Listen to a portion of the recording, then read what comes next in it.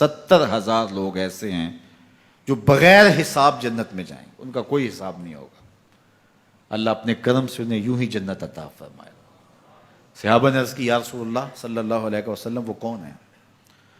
تو آقا کریم نے ارشاد فرمایا، کانوا لا یکتوون، یہ وہ لوگ ہیں جو اپنے جسم پہ داغ نہیں لگاتے، مخصوص نشان جسم پہ لگا لیتے ہیں، یہ فلاں بزرگ کی نشانی ہے، یہ فلاں جو ہے وہ شہید کی نشانی ہے۔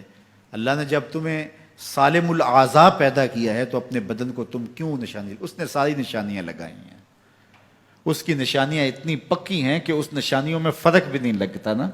یہ تمہارے انگوٹھے کی نشانی ہے، 6 ارب انسانوں کو لے آؤ اور نشان انگوٹھا لے آؤ، کسی ایک کا بھی نہیں ملے گا۔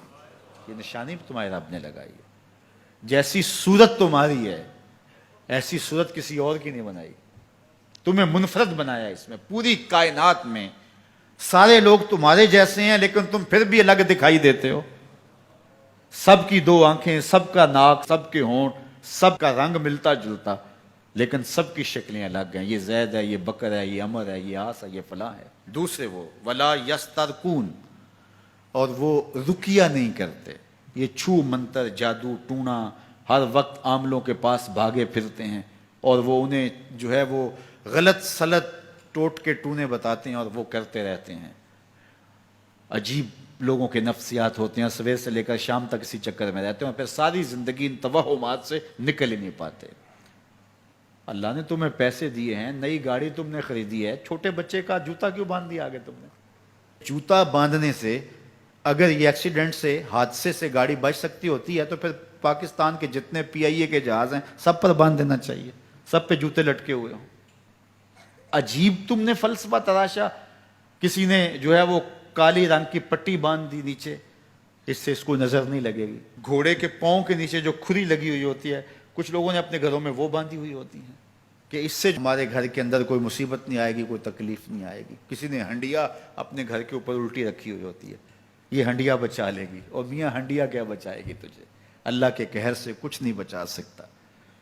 جب تمہارے اوپر کوئی مصیبت نازل ہونی ہے تو کچھ نہیں بچا سکتا۔ اگر بچنا چاہتے ہو تو پھر اللہ سے استغفار کرو، اللہ تعالیٰ کی تسبیح کرو، اللہ کی تحلیل کرو، میرے حضور پہ درود پڑھو، پھر دیکھنا کہ مصیبتیں ٹلتی ہیں یا نہیں ٹلتی ہیں۔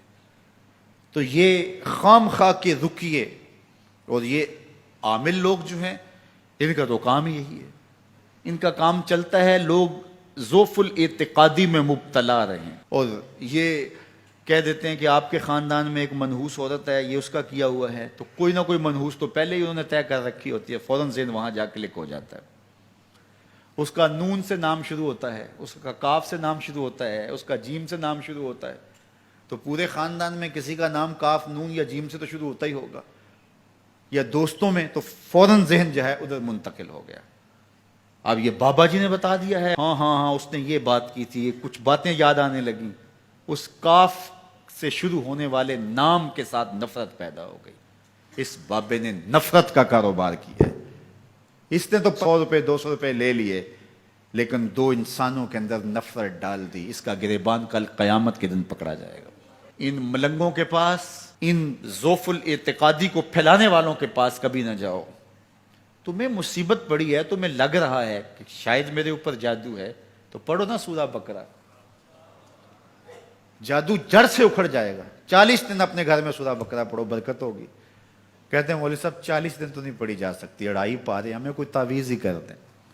ہم شارٹ کٹ چاہتے ہیں نا، روزانہ صبح 2.5 پارے سورہ بقرہ پڑھے، یہ تو ہم سے نہیں پڑھی جائے گی، تو آپ کوئی تعویذ ہی لکھ دیں۔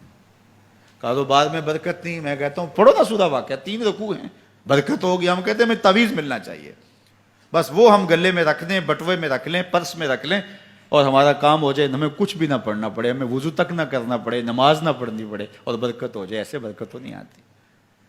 اس لیے چھوڑو ان کی جان، آؤ قرآن مجید پہ آؤ، آؤ سجدوں پہ آؤ، آؤ دعاؤں پہ آؤ۔ سحری کے وقت اس کی رحمتیں آواز دے رہی ہوتی ہیں، حل میں مسترزقن، ہے کوئی رزق مانگنے والا، اور تم اس وقت سوئے ہوئے ہو، سارے دن ٹھوکریں کھاتے ہو۔ آؤ نا اس وقت جھولی پھیلا کے، ہاتھ پھیلا کے کہو مالک تو جھولیاں بھر دے، تو پھر دیکھنا کبھی کمی نہیں آئے گی، عطا فرمائے گا۔